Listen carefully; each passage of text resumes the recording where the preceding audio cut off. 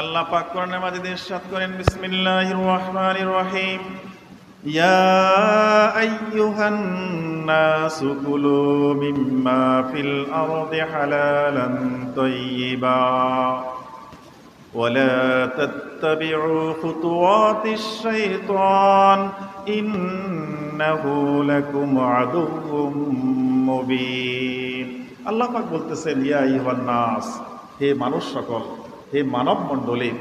এখানের মধ্যে শুধু ইয়া আইয়ুহাল মুমিনুন শব্দটা বলা হয় নাই, শুধু মোমেন মুসলমান এটা নয়, সারা দুনিয়ার আল্লাহ পাকের সময়ের সাথে সাথে দুনিয়া শুরু থেকে শেষ পর্যন্ত যত মানুষ আসবে, মুসলমান থেকে শুরু করে সকল মানুষকেই আল্লাহ পাক উদ্দেশ্য করে বলতেছেন, হে মানব সকল, কুলু মিম্মা ফিল আরদি হালালান তাইয়্যিবা, দুনিয়াতে তোমরা বাঁচতে হলে খেতে হবে, খেতে হলে তো হালাল খেয়ে তোমরা থাকো, হালাল খাও। আর তাইয়্যিবা, যেটা পবিত্রতম, সুন্দর এবং যেটা ভালো খাবার, পছন্দনীয় খাবার, সে খাবারগুলো তোমরা ভক্ষণ করো। আল্লাহ পাকের নির্দেশ। আমরা যদি হালাল খেতে হয় তাহলে দুনিয়াতে যত খাবার আছে দেখলে আমি খেতে পারবো না। একজনের দোকানে মাল আছে, আমি গিয়ে যদি এখন আমের সিজন, দুইটা আম আমি নিয়ে আসলাম না বলে, না, এটা সুযোগ নেই, এটা আমার জন্য হালাল হবে না।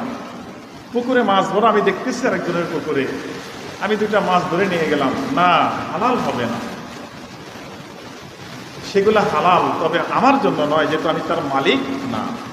এই জন্য আল্লাহ বলছে তোমরা হালাল খাও, যেটা তুমি বৈধভাবে তোমার সম্পদ, অন্যায় নয়, বৈধভাবে তোমার সম্পদ, হালাল সম্পদ তুমি ভক্ষণ করো এবং পছন্দনীয় খাবার তুমি খাও। আর এই খাবার ক্ষেত্রে মানুষ বেশিরভাগ সময়ে শয়তানের অনুসরণ করে ফেলে। শয়তান বিভিন্ন হারাম জিনিসের প্রতি, অন্যায় জিনিসের প্রতি, অন্যের জিনিসের প্রতি আকর্ষণ সৃষ্টি করে। এই জন্য এই আয়াতের সাথে সাথে আল্লাহ বলছেন, ওয়ালা তাত্তাবিউ খুতুওয়াতিশ শাইতান, হে মানব মণ্ডলী, তোমরা শয়তানের অনুসরণ করো না, শয়তানের পদাঙ্ক অনুসরণ করো না। শয়তান তোমাদের কখনোই ভালো চায় না। কি জন্য? ইন্নাহু লাকুম আদুউম মুবিন। আল্লাহ বলছেন শয়তান তোমাদের প্রকাশ্য দুশমন। প্রকাশ্য, কিছু সময় তো শয়তান এসে সরাসরি মানুষকে ধোঁকা দেওয়ার জন্য সরাসরি এসেছে। যেমন ইব্রাহিম আলাইহিসসালামকে যখন আগুনের কুণ্ডলিতে নিক্ষেপ করবে, নমরুদ বাহিনী চেষ্টা করতে পারে না। শয়তান একবারে মুরব্বী, সাদা জামা, সাদা টুপি, পাগড়ি, দাঁড়ি, একেবারে ভদ্র নবীর বেশ, অলিয়া উলিয়ার বেশ ধরে এসে বলতেছে, তোমরা এখানে কি করতে চাও? শয়তান সরাসরি চলে আসছে, ধোঁকা নয়, সরাসরি চলে আসছে মানব রূপ ধরে। বলতেছে, আমরা তো চেষ্টা করতেছি ইব্রাহিম আলাইহিসসালামকে এই আগুনের কুণ্ডলিতে নিক্ষেপ করব, কোনো অবস্থায় পারতেছি না। মানে ইব্রাহিম আলাইহিসসালামকে যারা ধরে নিয়ে যাবে তারা তো পড়ে যাবে। সে বুদ্ধি দিল, তোমরা একটা সরকা বানাও, গাছ, লম্বা গাছের মধ্যে এক মাথায় তোমরা ধরো, অন্য মাথায় ইব্রাহিম আলাইহিসসালামকে বেঁধে তোমরা আগুনে ফেলে দাও। হ্যাঁ, ভালো বুদ্ধি, তাই করা হলো। কিন্তু দেখা গেল ইব্রাহিম আলাইহিসসালামকে ওই সরকার মাথায় বেঁধে দিল, কিন্তু এটা আলগি দিতে পারে না, উঠাতে পারে না। এবার আবার মুরব্বী চলে আসছে। মুরব্বী এসে বলল, কি সমস্যা? বলতেছে, না, উঠাতে পারি না। শয়তান তো বুঝতেছে বিষয়টা কি, আল্লাহ পাকের রহমতের ফেরেশতা ইব্রাহিম আলাইহিসসালাম যে অংশে আছে সেখানে চাপ দিয়ে বসে আছে, উঠাতে পারে না মানুষ। তখন বলল যে, না, এখানে তোমরা এইভাবে পারবে না, তোমাদের সমাজে যাদের যুবক যুবতী রয়েছে এদেরকে তুমি অন্যায় কাজ এখানে করাও, এদেরকে নিয়ে আসো। সে বুঝতে পারছে যে অন্যায় যেখানে চলে সেখানে রহমতের ফেরেশতা থাকে না। শয়তান প্রকাশ্য এসে দুশ্মনী, প্রকাশ্য এসে মানুষের সাথে এইসব কাজের মধ্যে সহযোগিতা করে ফেলছে।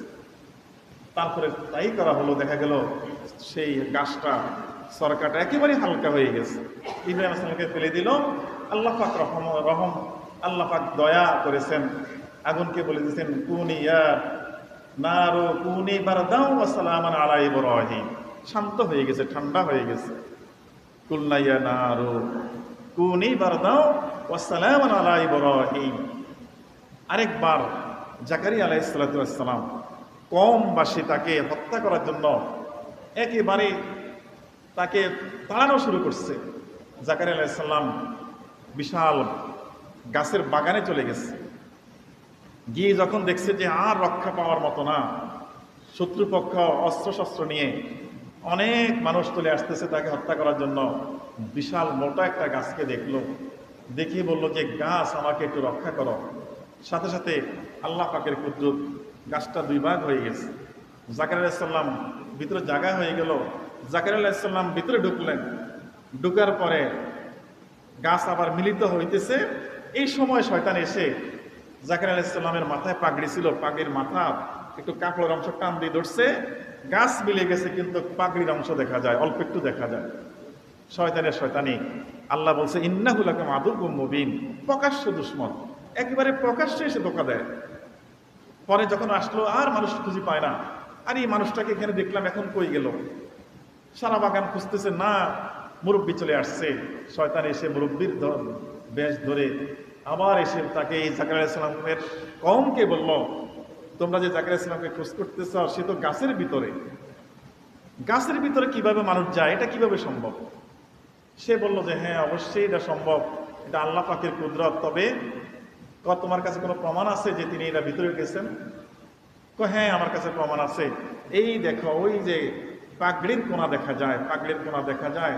জাকারিয়া আলাইহিস সালাম যে ভিতরে ঢুকছে, এই দেখো কোনার বের হয়ে আছে। কি করতে হবে?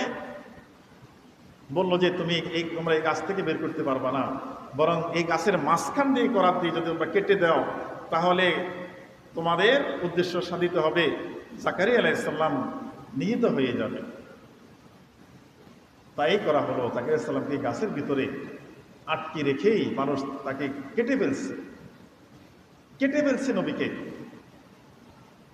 এটা একমাত্র নবীদের একটা পরীক্ষা। এই ক্ষেত্রে এটা একটা কঠিন একটা বিষয়। আল্লাহ পাক অনেকভাবে নবীদেরকে পরীক্ষা করে থাকেন। জাকারিয়া আলাইহিস সালামকে বলছে জাকারিয়া উল্ট করা যাবে না, উল্ট বলতে পারবা না। কঠিন পরীক্ষা দিয়েছেন তিনি। এই শয়তান এসে প্রকাশ্য দুশ্মনী করেছে। মানুষের দুশ্মন শয়তানের পদাঙ্ক অনুসরণ করা যাবে না। আল্লাহ পাক অন্য আয়াতে বলতেছেন وآت ذا القربى حقه والمسكين وابن السبيل ولا تبذر تبذيرا। বান্দার হকের বিষয়ে আল্লাহ বলতেছেন তোমরা তোমাদের নিকটাত্মীয় যারা রয়েছে তাদের হক তোমরা আদায় করে দাও। নিকটাত্মীয় হক, আপনজন, বোন আছে, খালা আছে, মামার বাড়ি আছে, শ্বশুর বাড়ি আছে, এরা সবাই নিকটাত্মীয়। এদের বলছে এদের হক আছে, এদের খোঁজখবর নেওয়া, এদের বাড়িতে আসা যাওয়া করা, দাওয়াত দেওয়া, কোনো অনুষ্ঠান হলে তাদের খোঁজখবর নেওয়া, এটা তাদের হক। তাদের খোঁজখবর নিতে হবে, আল্লাহ পাকের নির্দেশ। ভুলে গেলে চলবে না। আর আল্লাহ বলছে মিসকিন যারা রয়েছে, মিসকিনদেরও হক রয়েছে। তারা তোমার কাছে কিছু চাইলে তুমি তাদেরকে দাও। ইবনে সাবিল, পথচারীর অধিকার রয়েছে, তাদের অধিকার তোমরা রক্ষা করে দাও। বিশেষ করে তোমাদের অনেকের কাছে অনেক সম্পদ থাকবে, নিজেদের প্রয়োজনের বেশি তোমরা খরচ করো। যেমন দরকার একটা 10 পিস মাছ আছে, তাদের দরকার 5 পিস 10 পিসের রেঁধে বসে আছে। ভাত দরকার 1 কেজির, 5 কেজির দরকার নয়, সেখানে 1 কেজির বেশি তারা রেঁধে বসে আছে, নষ্ট করে, অপচয় করে। যেখানে দরকার তার 100 টাকায় তার নাস্তা চলে যায়, 1000 টাকা নষ্ট করে ফেলে। এখানে এটা বলা হয় তাবজির, অপচয়, অপব্যয় করা। এটা নিষেধ করছেন আল্লাহ পাক।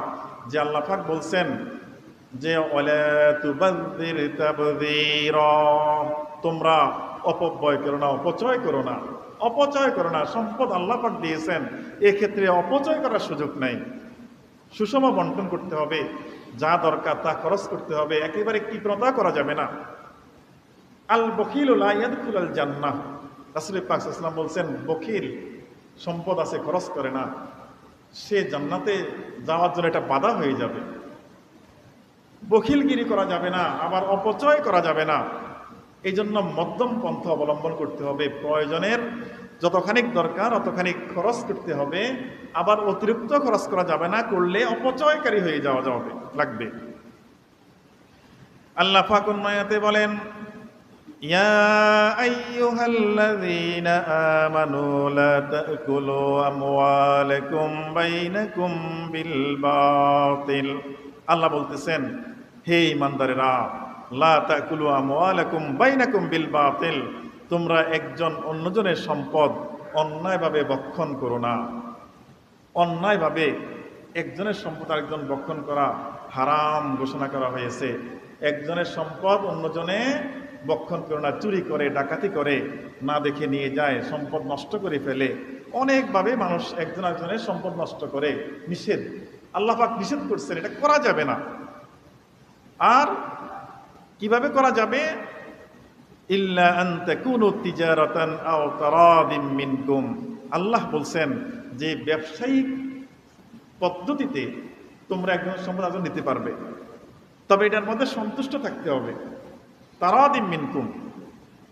আপনি মনে করেন বাজারে নিয়ে গেলেন 5 কেজি তরকারি, আপনার পরিচিত 5 জন যদি বলে আমরা নিয়ে গেলাম, এটা কখনই জায়েজ হবে না। সন্তুষ্ট নাই, রাজি নাই, কেনা বেচা নাই। কেনা বেচা যদি না হয় তাহলে ডাকাতির মধ্যে পড়ে যায় এটা, আর না দেখে নিলে তো চুরির মধ্যে পড়ে যায়।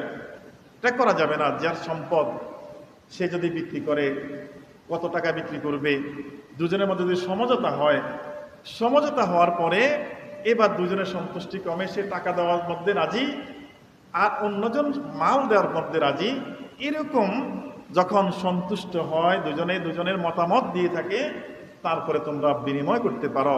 এছাড়া একজনের সম্পদ অন্যজনের ভক্ষণ করা, নেওয়ার কোনো সুযোগ নাই, করা যাবে না। কবিরা গুনাহ হবে, হারাম হয়ে যাবে। আর আল্লাহ বলছেন, ওয়ালা তাকতুলু আনফুসাকুম আন্নাল্লাহা কানা বিকুম রহিমা। তোমরা তোমাদেরকে হত্যা করো না। আত্মহত্যার জন্য একটা হারাম জিনিস, কবিরা গুনাহ, এটা কখনই করা যাবে না। মানুষ অনেক সমস্যায় পড়ে, সমস্যায় পড়ার কারণে নিজের জান দিয়ে দেওয়া, এটা কখনোই যেন কেউ না করে। এটা চরম অপরাধ, এটা করা যাবে না। আল্লাহ পাক নিষেধ করছেন, ওয়ালা তাকতুলু আনফুসাকুম, তোমরা নিজেদেরকে হত্যা করো না। বিশেষ করে তোমরা খেয়াল রাখতে হবে, তোমরা যতই সমস্যায় পড়ো না কেন, আল্লাহ পাকের বিষয়টা খেয়াল রাখতে হবে। আল্লাহ বলছেন, আন্নাল্লাহা কানা বিকুম রহিমা, নিশ্চয় আল্লাহ পাক তোমাদের প্রতি দয়াশীল। তোমরা যে সমস্যায় আছো, যে ঝামেলায় আছো, এটা দয়া করে আল্লাহ পাক সমাধান করে দিবেন। তবে নিজেদেরকে হত্যা করা যাবে না। একজন আরেকজন বিপদে পড়ে, মানুষ আমরা সহযোগিতা করতে আসি না। সহযোগিতা করা দরকার। সামাজিক আমরা মানুষ সামাজিক জীব। সামাজিক এই জীব, অর্থাৎ একজন আরেকজনের প্রয়োজনে আসবে, একজন আরেকজনের কাজে আসবে, একজন আরেকজনের দুঃখী সুখে এগিয়ে আসবে। বিষয়টা হবে কেমন? হাদিস শরীফে রাসূল পাক সাল্লাল্লাহু আলাইহি ওয়াসাল্লামের জলিল কদর সাহাবী আবু হুরায়রা রাদিয়াল্লাহু তাআলা থেকে হাদিস, তিনি বলেন, ক্বালা রাসূলুল্লাহি সাল্লাল্লাহু আলাইহি ওয়াসাল্লাম, ইন্নাল্লাহা আযজা ওয়া জাল্লা ইয়াকুলু ইয়াওমাল কিয়ামাতি ইয়া ইবনে আদম মারিদতু ফালাম তাউদনি, ক্বালা ইয়া রাব্বি কাইফা আউদুকা ওয়া আনতা রাব্বুল আলামিন। রাসূল পাক সাল্লাল্লাহু আলাইহি ওয়াসাল্লাম বলেন, কিয়ামতের ময়দানে কিছু মানুষকে আল্লাহ পাক ডেকে বলবেন, হে ইবনে বনি আদম, আদম সন্তান, আমাদেরকে আদম সন্তান বলে আল্লাহ পাক সম্বোধন করবেন। এটা যখন বাপের পরিচয় কাউকে জিজ্ঞাসা করা হয়, ডাকা হয়, এটা তার জন্য একটা সম্মানজনক বিষয়। হ্যাঁ, ইবনে আদম, বনি আদম, আদম সন্তান বলে বলবেন, হে বনি আদম, আমি খোদা, আমি আল্লাহ, অসুস্থ ছিলাম, তুমি আমাকে একটু সেবা করলে না। এই কথা শুনে তো বনি আদম অবাক হয়ে যাবে। বিষয়টা কি? বলবে যে, ওলা বান্দা বলতে থাকবে, ইয়া রব্বি, হে আমার প্রতিপালক, হে আল্লাহ, কাইফা আউদুকা ওয়া আনতা রব্বুল আলামিন, আমি তোমাকে কিভাবে সেবা করব? তুমি তো রব্বুল আলামিন, তুমি তো মহান আল্লাহ। তখন আল্লাহ পাক বলবেন, ক্বালা আমা আলিমতা আন্না আবদি ফুলানান মারিদা ফালাম তাউদহু ওয়া আমা আলিমতা আন্নাকা লাউ উত্তাহু লাউ ওয়াজাদতানি ইনদাহু। আল্লাহ বলবেন, হে ইবনে বনি আদম, আমার বান্দা তোমার পার্শ্ববর্তী সে অসুস্থ হয়ে গেছিল, তার সেবার মতো কেউ ছিল না, তুমি দেখছো জানছো, তুমি অবসর ছিলে, তুমি যদি তাকে সেবা করতে, আমাকে সেবা করার অর্থাৎ আমার সন্তুষ্টি তুমি পেয়ে যেতে, তুমি কেন তাকে সেবা করলে না?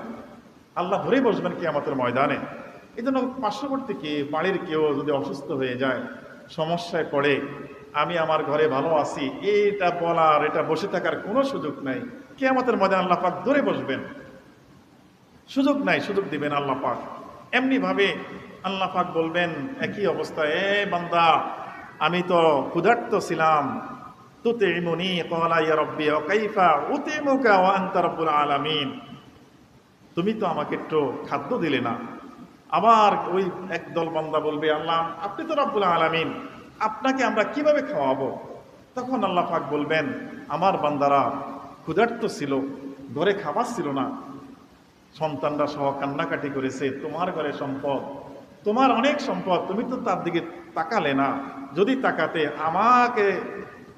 আমাকে খাদ্য দেওয়া অর্থাৎ আমার সন্তুষ্টি তুমি পেয়ে যেতে, কেন দিলে না? এই কেন প্রশ্নের কোনো উত্তর থাকবে না, কারণ সম্পদ নিয়ে তো আর যেতে পারবে না, সকল সম্পদ তো দুনিয়াতেই চলে থাকবে। এমনিভাবে বিভিন্নভাবে বিভিন্ন মানুষদের অবস্থা, যে সামাজিক যে অবস্থা, কেউ খাওয়া, কেউ পড়া, কেউ সমস্যায় পড়া, কেউ দেখা যায় এই ঝামেলায় পড়ে গেছে, তাদের সমাধানের জন্য লোক খুঁজতেছে, লোক পায় না। সেদিন আল্লাহ পাক বলবেন যে আমি তো সমস্যায় পড়েছিলাম, তুমি কেন আমাকে আমার এই সমস্যাটা সমাধান করলে না? মানুষ বলবে যে আপনি তো রব্বুল আলামিন, কিভাবে আপনার সমস্যা আমি সমাধান করব? তখন আল্লাহ বলবেন, আমার বান্দা সমস্যা করছে, তোমার সমাধানের সুযোগ ছিল, তুমি কেন করলে না? যদি করতে, আজকে আমার সন্তুষ্টি তুমি পেতে। এমনিভাবে আল্লাহ পাক রব্বুল আলামিন আমাদের যারা পার্শ্ববর্তী রয়েছেন, পরিবার বর্গ থেকে শুরু করে সামাজিকভাবে একজন আরেকজনের প্রয়োজনের মধ্যে আমরা এগিয়ে আসব। এটা যদি না করি, যদি মনে করি যে একটা ঝামেলাতে গেলে আরো ঝামেলায় জড়াই পড়া লাগে, সমস্যা এখানে আছে, ঝগড়া আছে, মারামারি করতেছে, আমি গেলে আমি সাক্ষী হয়ে যাব, ঝামেলায় পড়ে যাব, আমাকে সাক্ষী হিসাবে তলব করবে, ঝামেলায় যাওয়া কি দরকার না, এই কথা বলার কোনো সুযোগ নাই। আমরা মানুষ হিসাবে প্রত্যেকেই প্রত্যেকের সুখে দুঃখে এগিয়ে আসতে হবে, এটা বান্দার একটা হক। এটা আমরা না করলে বান্দার হক নষ্ট করার গুনায় আমরা গুনাহগার হয়ে যাব। আল্লাহ পাক আমাদেরকে বুঝে শুনে বান্দার হকগুলো যেন আমরা ঠিকমতো আদায় করতে পারি, আত্মীয় স্বজনের হকগুলো যেন আমরা আদায় করতে পারি, আত্মীয় স্বজনের সাথে সৎ ব্যবহার, ইবনে সাবিল যারা রয়েছে, পথচারী যারা রয়েছে, জাবিল কুরবা যারা রয়েছে, পাড়া প্রতিবেশী যারা রয়েছে, সবার সাথে যেন আমরা সুন্দর ভালো উত্তম আচরণ করতে পারি। আল্লাহ পাক আমাদের তৌফিক দান করুক। সবাই বলেন আমিন। ও আখির দাওয়ানা আলহামদুলিল্লাহি রাব্বিল আলামিন।